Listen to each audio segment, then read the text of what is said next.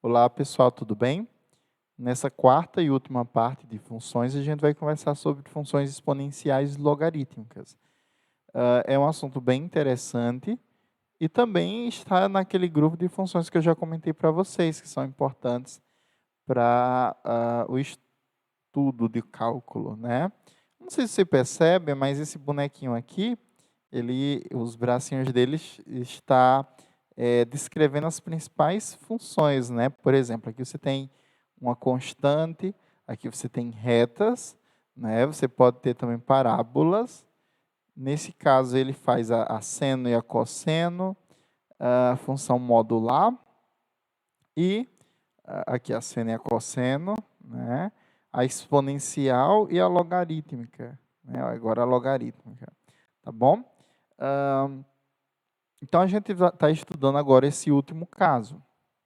Mas antes de chegar lá, eu queria chamar a atenção para o que a gente viu no vídeo anterior. Eu quero chamar a atenção para essas duas coisas, né? Qual é a diferença entre essas duas funções? Ora, ambas têm o mesmo domínio, ambas têm a mesma imagem, só que a única diferença é o seguinte, que no caso do cosseno, você teria assim, olha, o gráfico ele é mais ou menos assim. Estou à mão livre, né? Então peço desculpa por ter ficado esquisita. Mas aqui, olha, que é um positivo, aqui embaixo seria menos 1, né? Então a função ela está limitada neste intervalo aqui. E se repete tanto para frente quanto para trás. Você pode continuar ela aqui para trás, ou seja, algo mais ou menos assim. Esse ponto aqui seria o π sobre 2. Esse ponto mínimo aqui seria o π. Esse outro ponto aqui seria 2π sobre 3. Aqui seria 2π. Tá bom? Ok.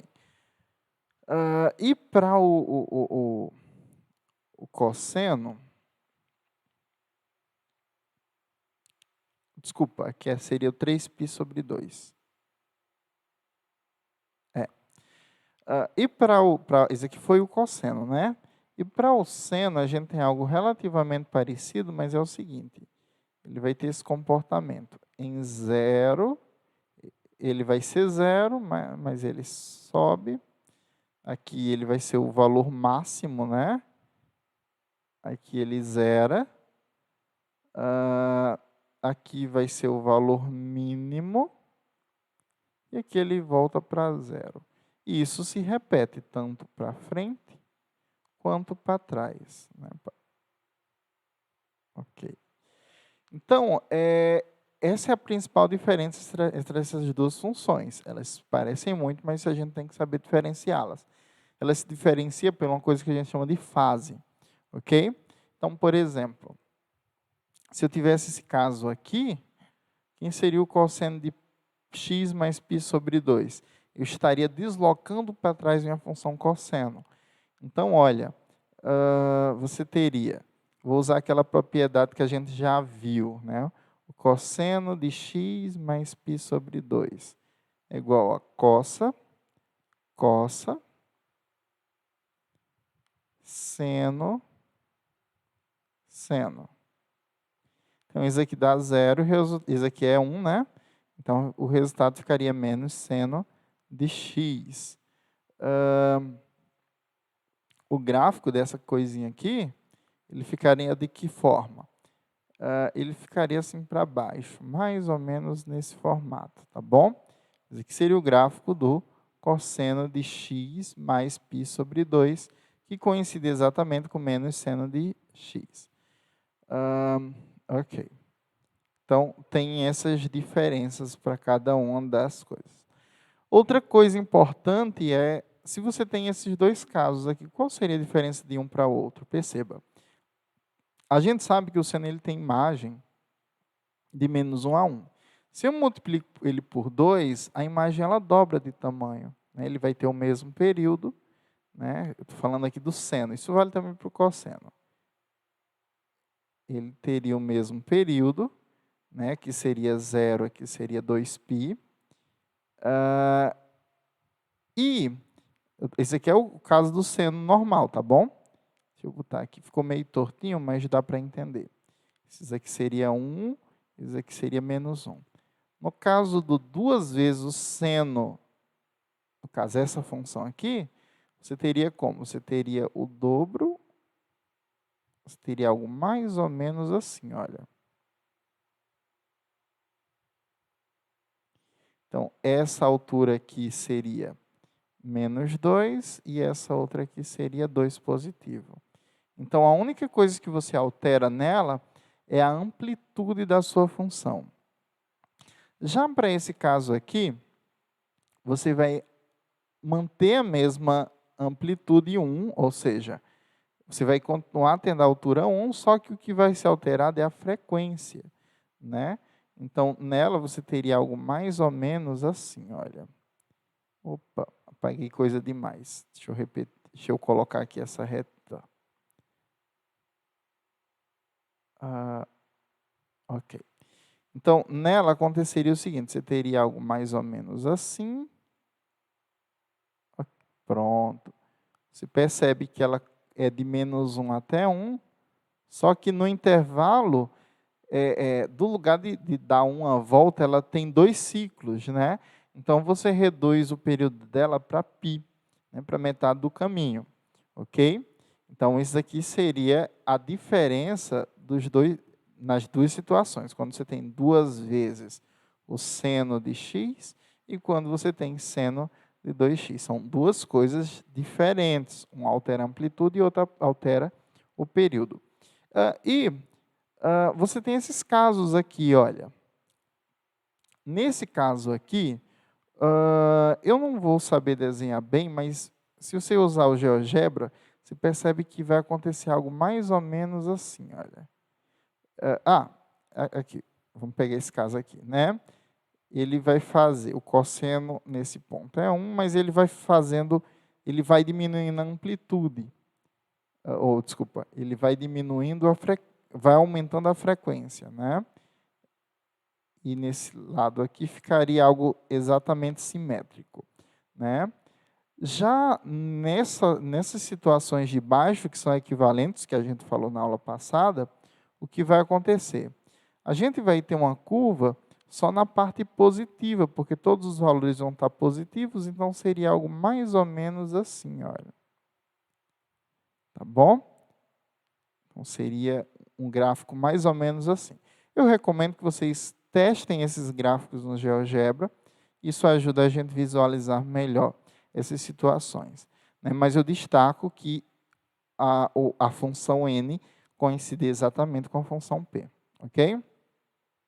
Vamos falar aqui sobre as funções exponenciais. A gente disse que as funções exponenciais são desse formato, f de x igual a elevado a x, com a base a, que é uma constante positiva. Ele pode ser qualquer número, sendo ele positivo, né? Por exemplo, poderia ser f de x igual a 2 elevado a x. Aqui seria uma função exponencial. E olha o que acontece. O gráfico das funções exponenciais tem esse comportamento aqui, olha. Ela sempre toca no ponto 1, quando x é 0, vamos ver aqui. F de x, vou pegar esse caso, 2 elevado a x. F de 0 seria 2 elevado a 0. A gente sabe que todo número diferente de 0 elevado a 0 é igual a 1, né? Então, ela, neste caso, olha, quando a base sempre vai ser positiva, mas quando essa base, que eu vou chamar de A, ela é maior do que 1, a função ela é crescente, tá bom? Nesse ponto 1 aqui, ela coincide exatamente com o valor da base, seria 2, né? A imagem, daqui a pouco eu falo da imagem, né? Agora, quando você tem o A menor do que 1 e maior do que 0, olha o que acontece, a sua função ela é decrescente, tá bom? Nesse caso, você percebe que no ponto 1 ela coincide novamente com sua base, 0,5. Qual é o domínio da minha função? Ora, o domínio pode ser qualquer real, não tem restrição. E a imagem vai ser quem? Ao olhar esses gráficos, a gente percebe que ela está representada apenas na parte de cima do gráfico, né? E aí você pode dizer assim, mas toca em zero. Cuidado, ele se aproxima de zero quanto a gente quiser, mas nunca vai tocar em zero, né? Então, a gente diz que a imagem da nossa função, a função exponencial, vai ser aberto em zero até mais infinito, tá bom? E o domínio da nossa função vão ser todos os reais. Então, a gente pode dizer que essa função é uma função dos reais nos reais, definida como f de x igual a elevado a x, com a maior do que zero, tá bom? Aqui a gente tem várias curvas sobrepostas, né? Por exemplo, você percebe que quanto maior a inclinação dela, ou quanto mais curva ela é, maior vai ser a base. Tá vendo? Então aqui, olha, 10 elevado a x, 4 elevado a x, 2 elevado a x, 1,5 elevado a x, né? Ela vai ficando menos inclinada à medida que eu vou diminuindo a base. No caso de 1 elevado a x, você tem exatamente uma reta constante. Faz sentido isso, né? A parte negativa, a função ela é decrescente, olha, como vocês podem perceber. Aí você pode dizer, mas para que eu preciso estudar essas coisas? Porque isso é importante. Olhem, por exemplo, crescimento populacional, ele muitas vezes é modelado por esses fenômenos. Por exemplo, uma coisa que a gente está convivendo hoje, o coronavírus, uma das maneiras de verificar se a propagação do vírus está aumentando ou diminuindo é baseado em funções exponenciais, né? Dependendo da base que você está utilizando, ou aquele fator RH, acho que fator RT, desculpa, né? Que é o fator de transmissão. Se ele for maior do que 1, ele é crescente, e quanto mais, se for maior do que 1, é perigoso, porque em algum momento ele explode, né? Ele cresce rapidamente. Funções exponenciais têm essa propriedade. Inclusive, a gente escuta no nosso linguajar, né? Está crescendo exponencialmente, porque está crescendo muito, tá bom? E se você tem um valor menor do que 1, a base, ela naturalmente faz com que ela decaia, tá bom? Tem um decrescimento. Então, aqui, olha, vamos para esse caso. Esboce o gráfico da função fx igual a 2 elevado a x. Como é que eu posso fazer isso? Uma das maneiras, né, é fazendo uma tabelinha, f de x igual a 2 elevado a x. E atribuindo valores, por exemplo, eu posso pegar zero. Então, quem seria zero? Você teria 2 elevado a zero, que é igual a 1. Eu poderia pegar 1, que 2 elevado a 1 é igual a 2. Poderia pegar 2, 2 elevado a 2 é igual a 4. Poderia pegar 3, 2 elevado a 3 é igual a 8. Poderia pegar um número negativo, menos 1. 2 elevado a menos 1 é quanto? 2 elevado a menos 1 é a mesma coisa de 1 sobre 2 elevado a 1, que é 1 meio, 0,5, né? Então, deixa eu colocar aqui. 1 meio. Então, a gente pode fazer um esboço do gráfico da seguinte maneira, olha. Quando é 1, ele toca aqui. Quando é um positivo, ele dá 2. Opa, ficou meio tortinho, mas deu para entender, né? Quando é 2, ele vai ser 4. Eu acho que já é suficiente, né? Cuidado para não confundir, porque senão é uma reta, né? Quando ele vai ser menos 1, o valor vai dar 1 meio, então vai ficar mais ou menos assim. Então, o gráfico é uma curva que tem esse comportamento mais ou menos, olha. Ele vai crescendo exponencialmente, tá bom? Isso aqui é uma função exponencial. Tomem cuidado pelo seguinte, é um erro muito comum as pessoas confundirem 2 elevado a x e x elevado a 2. Qual a principal diferença? Se você observar o gráfico, na função exponencial o gráfico é assim. E na parábola você tem algo mais ou menos assim, olha.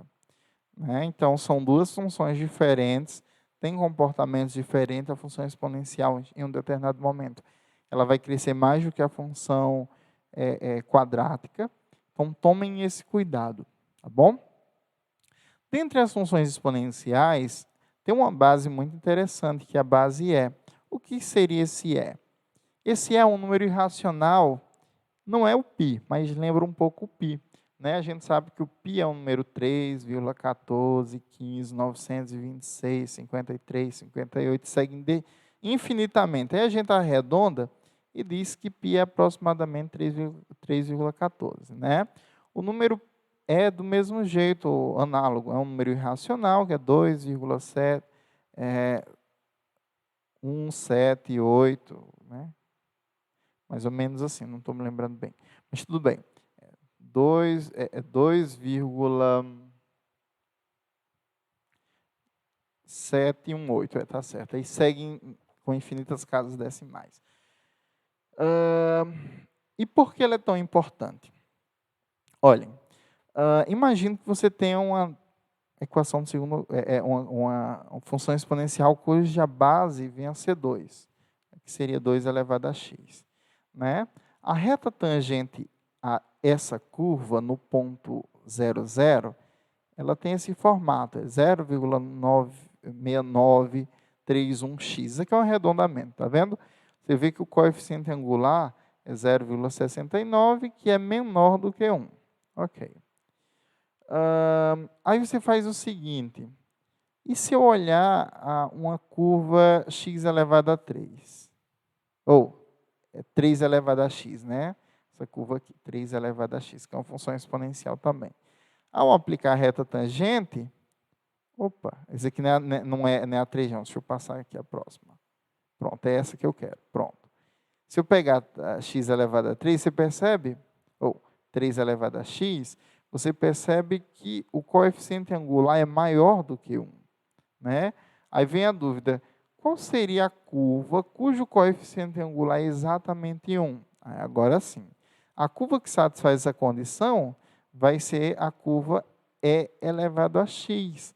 Olha o coeficiente angular. Deixa eu trazer para cá. Y igual a x mais 1. Nessa reta tangente a esse ponto aqui, no ponto 0, né, que seria 0 e 1, ela tem coeficiente angular exatamente igual a 1. Então, essa é a função exponencial. O que a gente chama de exponencial natural. Esse Ezinho é o F de Euler, né? Que vai aparecer muitas vezes no nosso curso, tá bom? Eu tenho certeza que daqui para o final do curso vocês vão gostar bastante dele. Ok.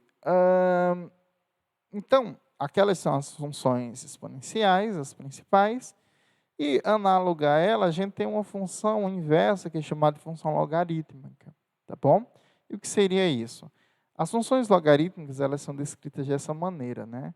O f de x igual ao log de x numa determinada base, no qual a base ela é uma constante positiva também e tem que ser diferente de 1. Né? E x é um número real que tem que ser maior do que 0. Isso quer dizer assim, olha, qual seria o domínio dela? O domínio da minha função logarítmica é de 0 até mais infinito.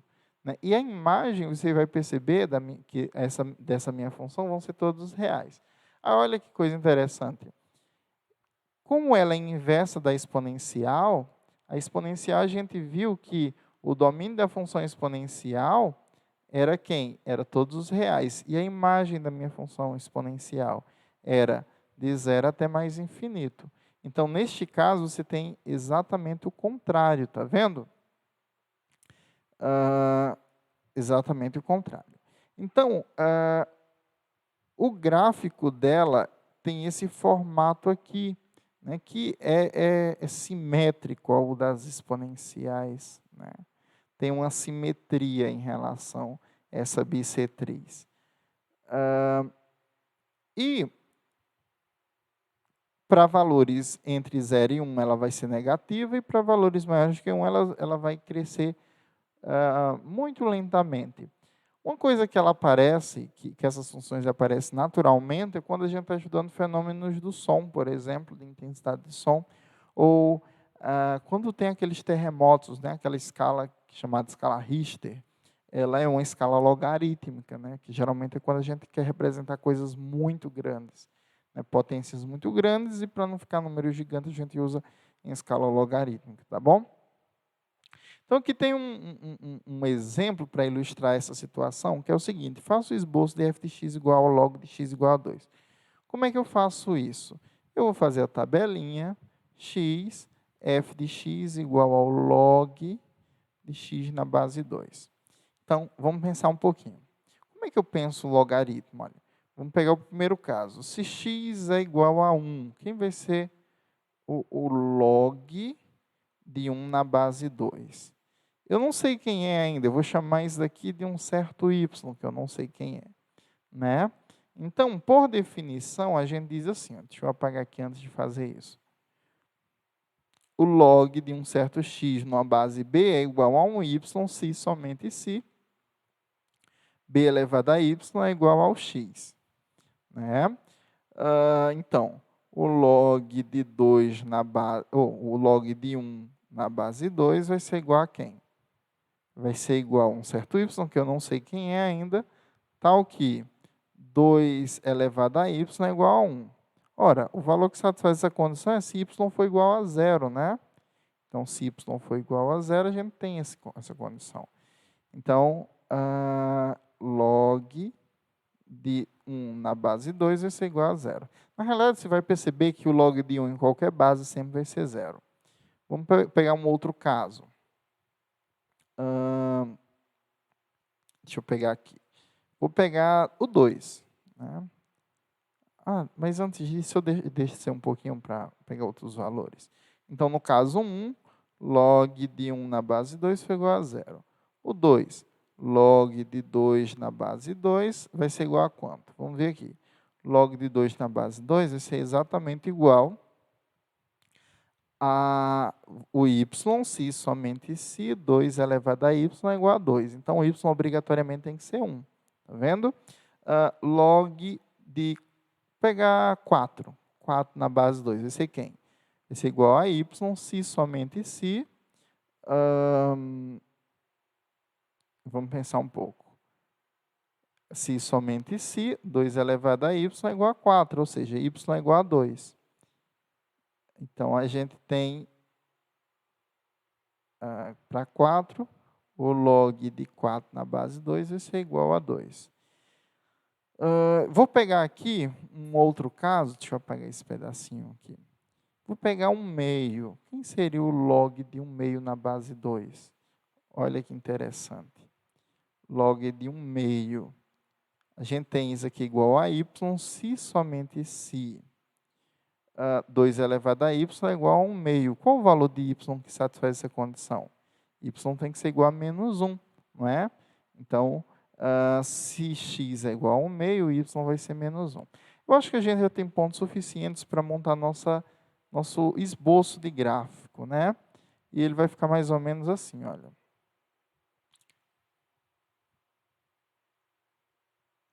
Quando isso é 1, ele vai dar 0.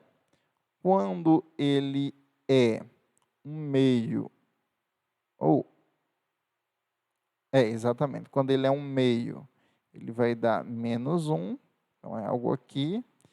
Quando ele é 2, ele vai dar 1. Quando ele é 4, ele vai dar 2. Então, o gráfico da função exponencial é algo mais ou menos assim. Olha. E à medida que ele cresce, ele vai se aproximando de uma reta, mas não é bem uma reta, tá bom? Então, isso aqui é o gráfico do logaritmo de x na base 2, ok? Tem um caso bem interessante que é a função ln de x. Quem é o ln de x? A gente disse que o ln de x é exatamente o logaritmo de x na base e. Então, é o logaritmo natural. E guardem ele, que lá na frente a gente vai utilizar e vocês vão ver que o resultado dessa análise é bem interessante. Tá bom? Ela é uma função muito boa de ser trabalhada. Então, pessoal, obrigado pela atenção. Nesse momento a gente encerra a parte de funções e no próximo encontro a gente já começa falando sobre limites dessas funções. O objetivo dessas aulas era exatamente a gente ter um conhecimento básico sobre funções. Aqui eu não trouxe todo o conhecimento, isso aqui necessita de você estudar. Eu recomendo que não se limite à aula, né? Porque quando a gente assiste, a gente pode até entender, mas será que é suficiente entender? É importante saber também fazer, ok? Então, obrigado pela atenção. Até o próximo encontro. Valeu!